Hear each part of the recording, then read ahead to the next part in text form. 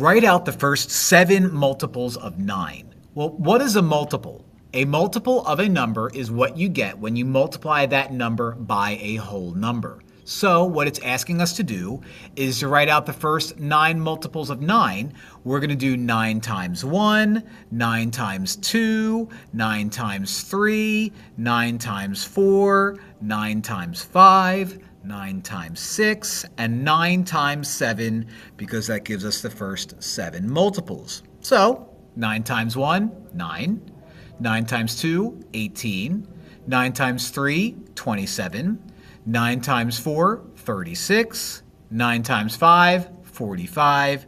9 times 6, 54. 9 times 7, 63. And then let's just write those out and separate them by commas.